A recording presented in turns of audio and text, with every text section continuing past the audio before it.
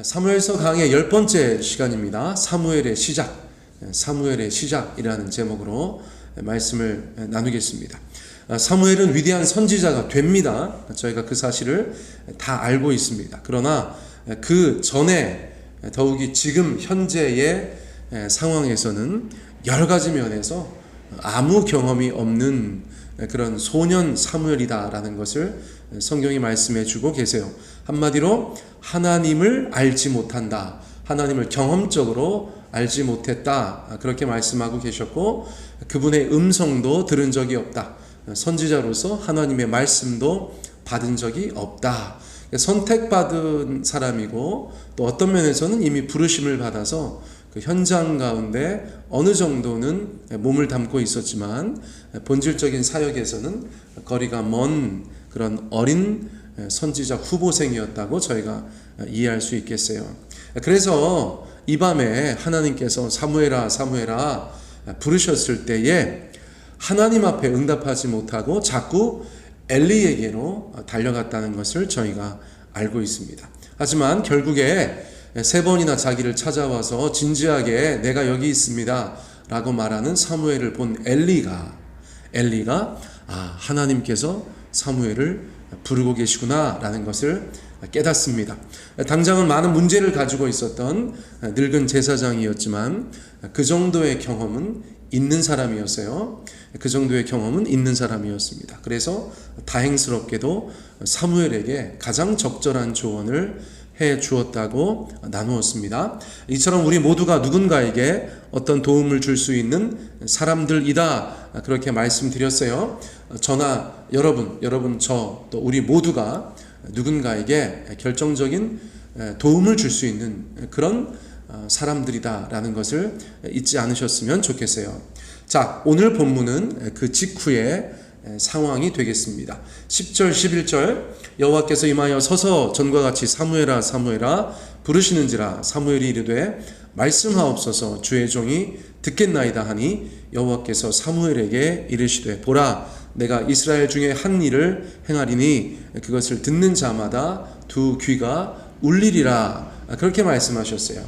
자, 사무엘은 엘리의 조언을 따라서 그 일을 잘 해내었습니다. 하나님께서 4번째 부르셨을 때에 주의 종이 듣겠나이다 라고 대답함으로 하나님께서 사무엘에게 말씀하게 하였다는 것이죠. 얼마나 두렵고 떨렸겠습니까? 동시에 얼마나 신기하고 가슴 벅찼겠습니까? 이제 막 하나님께서 말씀하시는 선지자 후보생, 실습 선지자가 탄생하는 순간이다, 그렇게 말씀드릴 수 있겠어요. 자, 그런데 사무엘의 첫 번째 선지자 실습은 결코 쉽지 않은 미션이었다라고 말씀드릴 수 있어요. 어떤 일이든지 처음 감당하던 순간이 생각나지 않으십니까? 늘 힘들죠. 설레임과 두려움이 공존하고 실제로 그것을 잘할 수 있는 확률은 대단히 낮습니다. 그런데 일단 사무엘 입장에서는 하나님의 첫 번째 말씀이 굉장히 중요했을 것 같아요. 뭐라고 하셨는가? 보라, 내가 이스라엘 중에 한 일을 행하리니 그것을 듣는 자마다 두 귀가 울릴 것이다, 그렇게 표현하셨어요. 심상치 않은 말씀이죠. 심상치가 않습니다. 도대체 무슨 일을 행하실 것인데 그것을 듣는 자마다 두 귀가 울리는가? 이 메시지가 굉장히 강력하고 크고 보통 메시지가 아니기 때문에 두 귀가 울린다, 그렇게 표현하신 것이잖아요. 자, 그러니까 사무엘도 바짝 긴장하였을 것이 분명한데 12절, 13절, 14절까지 하나님께서 첫 번째 사무엘에게 주셨던 말씀이 기록되어져 있어요. 제가 빨리 읽습니다. 12절 내가 엘리의 집에 대하여 말한 것을 처음부터 끝까지 그날에 그에게 다 이루리라. 내가 그의 집을 영원토록 심판하겠다고 그에게 말한 것은 그가 아는 죄악 때문이니 이는 그가 자기의 아들들이 저주를 자청하되 금하지 아니하였음이니라. 그러므로 내가 엘리의 집에 대하여 맹세하기를 엘리 집의 죄악은 제물로나 예물로나 영원히 속죄함을 받지 못하리라 하였노라 하셨더라.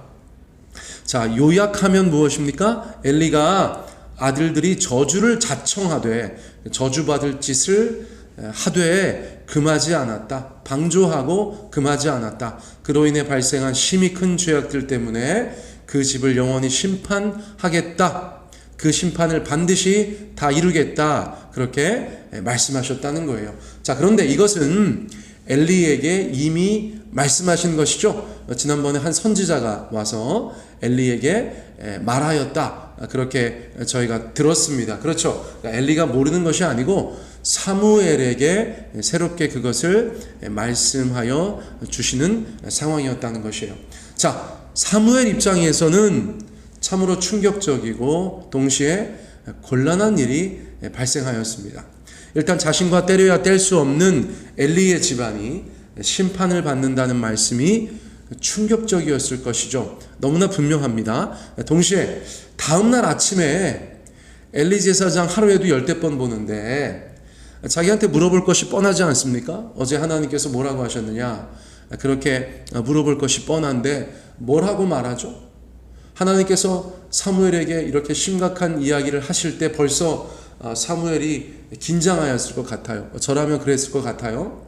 자, 그런데 아니나 다를까 15절에 보면 걱정하던 일이 발생합니다. 15절 말씀, 사무엘이 아침까지 누웠다가 여호와의 집의 문을 열었으나 그 이상을 엘리에게 알게 하기를 두려워하더니. 사무엘이 아침까지 누웠다가 이게 뭐 잠을 잤다는 것인지 잠을 설쳤다는 것인지 그냥 누워 있었다는 것인지 알 수 없겠는데 그냥 제 마음에는 잠을 잘 수 있었겠습니까? 여러분, 잠을 잘 수 있었겠어요? 잠도 편히 잘 수 없었을 것입니다. 그러나 변함없이 동이 텄어요. 새로운 일과가 시작되었습니다. 그래서 자기가 대단히 높은 제사장이 아니니까 말단이니까 또 일어나서 평소에 하던 대로 여호와의 집 문을 다 열었어요. 집 문들이다 이렇게 되어져 있어요. 복수형입니다. 복수형. 여기 가서도 이것도 열고 저기 가서 저것도 열고 실습 전도사 같이 그렇게 열심히 맡은 바 일들을 잘 감당하고 있지 않았겠습니까? 하지만 하나님께 들은 말씀을 엘리에게 전하고 싶지는 않았던 것이죠. 엄두가 나지 않으니까요. 오늘은 엘리 제사장 안 보면 좋겠다. 그래서 도망 다니지 않았겠습니까? 하지만 엘리가 가만히 있지 않습니다. 엘리가 가만히 있지 않아요. 간밤에 하나님께서 소년 사무엘에게 어떤 말씀을 하셨는지, 사무엘에게 무슨 일이 있었는지 궁금하여 견딜 수 없는 사람은 바로 엘리였기 때문입니다. 자, 16절 17절, 엘리가 사무엘을 불러 이르되, 그렇죠? 내 아들 사무엘아 하니 그가 대답하되 내가 여기 있나이다 하니 그가 이르되 내게 무엇을 말씀하셨느냐 청하노니 내게 숨기지 말라. 내게 말씀하신 모든 것을 하나라도 숨기면 하나님이 내게 벌을 내리시고 또 내리시기를 원하노라 하는지라. 엘리야말로 마음의 준비가 되어 있어요. 그 이야기를 들을 준비가 되어 있어요. 이미 다 알고 있다는 듯이 묻습니다. 하나님께서 내게 무엇을 말씀하셨느냐? 말씀하셨냐? 이렇게 한 것이 아니라 무엇을 말씀하셨느냐? 무엇을 말씀하셨느냐에 강조점이 있죠. 그리고 은근히 압박합니다. 청한다 그렇게 이야기하고 나서 내게 숨기지 말라. 내게 말씀하신 모든 것을 하나라도 숨기면 하나님이 내게 벌을 내리시고 또 내리시기를 원한다. 거의 협박 반 부탁 반 그렇게 이야기해서 사무엘로 하여금 들은 말씀을 하나도 빼놓지 않고 가감없이 자기에게 다시 말할 수 있도록 하는 것이죠. 자, 그래서 비로소 이제 선지자 후보생으로서 사무엘은 그 첫 사명을 실천하게 되는 것입니다. 사랑하는 성도님들, 구약 성서에서 선지자, 선견자, 대언자라고 하는 사람들의 가장 본질적인 사명은 무엇입니까? 자, 여러분들 이미 마음으로 대답하셨죠? 하나님께서 자기에게 말씀하신 것을 그대로 세상에 전하는 것입니다. 어떤 사람에게 말하라고 했으면 사람에게 말하는 것이고, 어떤 사람들에게 말하라고 한 것이면 그들에게 가서 말하는 것이고, 세상에 선포하라 라고 말씀하신 것이면 세상에 선포하는 것, 그것이 바로 선지자의 사명 아니겠습니까? 사무엘은 앞으로 평생 그 일을 감당하는 사람이 되지요. 그리고 오늘 이 사건은 우리 선지자 사무엘의 첫 번째 미션이었다고 말씀드렸어요. 그러니까 그 첫 번째 실습이 평생 해야 할 일의 어떤 요약본이라고 할까요? 너무나 중요한 예방주사 같은 것이라고 할까요? 어쩌면 가장 어려운 대상에게 가장 어려운 메시지를 전하게 하시는 하나님의 깊은 뜻이 있다라고도 보여진다. 저는 그렇게 생각이 되어져요. 자, 그러므로 사무엘은 이제 평생의 교훈을 얻은 것이죠. 대상이 누구이건, 그것이 자기가 너무 어려운 엘리 제사장이건, 또 내용이 무엇이건, 감히 자기가 평소 같았으면 입에도 담지 못할 엘리 가문에 대한 심판을 하나님 앞에 받고 그것을 전달했다. 너무 어려운 대상에게 너무 어려운 메시지를 전달하는 것을 첫 번째 사명으로 삼았다. 이것이 얼마나 의미가 있겠습니까? 이제 이후로는 사무엘이 하나님께 받은 말씀을 누구에게도 전하지 못할 일이 없지 않았을까? 그런 생각이 들어요. 자, 18절 말씀, 사무엘이 그것을 그에게 자세히 말하고 조금도 숨기지 아니하니 그가 이르되 이는 여호와이시니 선하신 대로 하실 것이니라 하니라. 그렇죠? 사무엘이 그것을 그에게 자세히 말하고 조금도 숨기지 아니하였다. 선지자 같아요. 지금 정식 선지자는 아니지만 선지자 같아요. 또 제법 잘 감당하였어요. 하나님께서 주신 첫 번째 테스트를 제가 볼 때는 100점 만점으로 통과하지 않았는가, 그렇게 생각이 되어집니다. 엘리도 하나님께서 주신 말씀인 것을 인정하죠. 또 사무엘을 말씀의 대언자로도 인정하는 순간이다. 저희가 그렇게 볼 수 있습니다. 자, 이것이 사무엘의 시작이었어요.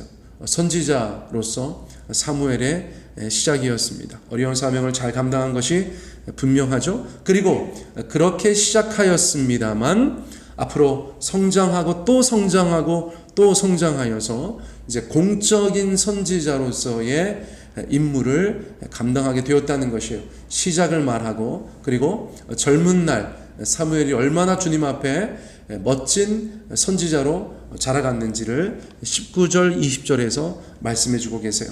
사무엘이 자라매 여호와께서 그와 함께 계셔서 그의 말이 하나도 땅에 떨어지지 않게 하시니 단에서부터 브엘세바까지의 온 이스라엘이 사무엘은 여호와의 선지자로 세우심을 입은 줄을 알았더라. 자, 자라면서도 마찬가지였다는 것입니다. 저희가 교회 다니면서 많이 들어봤던 표현이 등장하죠. 그의 말이 하나도 땅에 떨어지지 않게 하셨다. 자, 저희가 과거에 우리 권사님들, 집사님들이, 또 장로님들이 담임 목사님들 위해서 기도할 때 하나님, 우리 목사님 그 말씀이 하나도 땅에 떨어지지 않게 하여 주시옵소서. 어린 시절에 그 말을 들으면 아니, 말이 어떻게 땅에 떨어지고 안 떨어지고 그러는가 그런 생각을 했었는데요. 땅에 떨어진다. 예를 들어서 우리가 뭐가 떨어졌다. 이게 무슨 뜻이죠? 명예가 실추됐다. 그렇죠? 이름이 떨어졌다. 뭐 이런 것이죠. 그러니까 선지자가 말한 것이 땅에 떨어졌다는 것은 실패한 것이죠. 그렇죠? 하나님께 말씀을 받아서 예언이라고 했는데 그 예언이 안 이루어지면 땅에 떨어진 거예요. 그런데 말한 대로, 선포한 대로, 설교한 대로 이루어지면 땅에 떨어지지 않은 것이죠. 자, 그런 것입니다. 그러니까 과거에 저희가 기도했던 내용이랑 조금 다르긴 해요.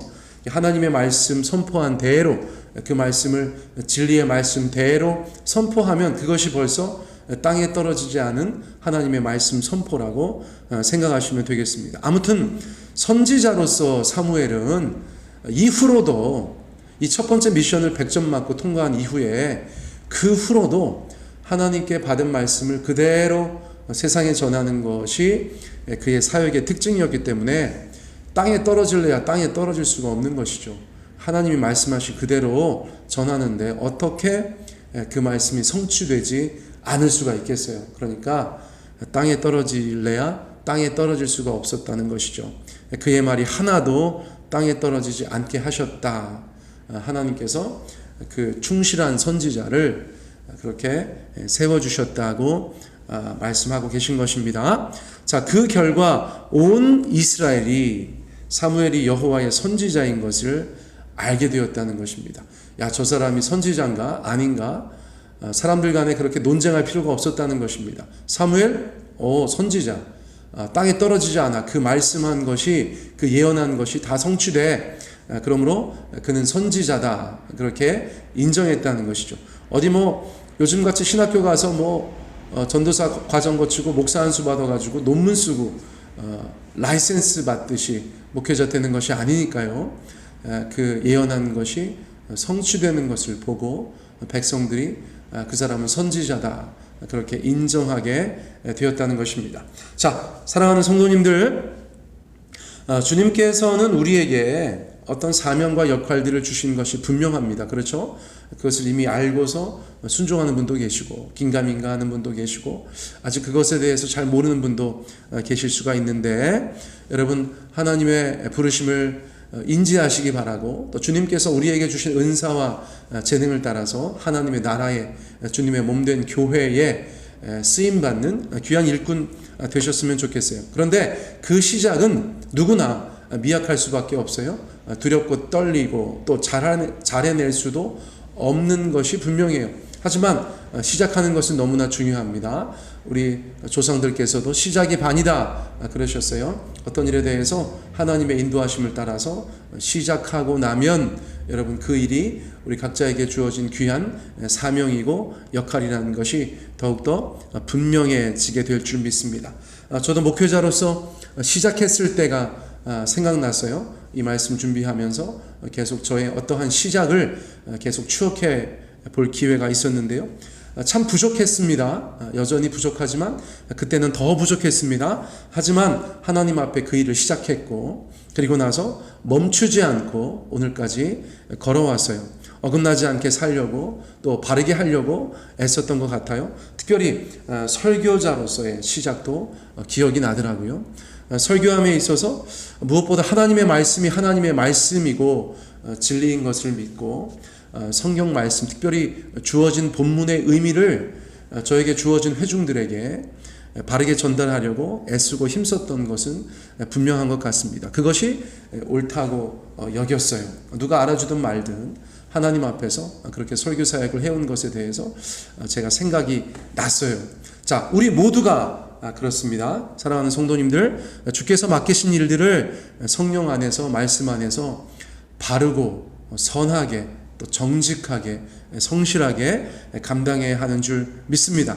그렇게 개인이 또 가정에서, 직장이나 학교에서, 그리고 교회에서, 세상에서 살아갈 때 우리가 하나님의 사람인 것을 모든 사람들이 알게 되고 인정하게 될 줄 믿습니다. 자, 오늘은 사무엘의 시작과 성장의 과정을 통해서 우리가 하나님 앞에 어떻게 살아가야 되는가에 대해서 짧은 은혜를 나누었습니다. 오늘 말씀 이것으로 마치겠습니다.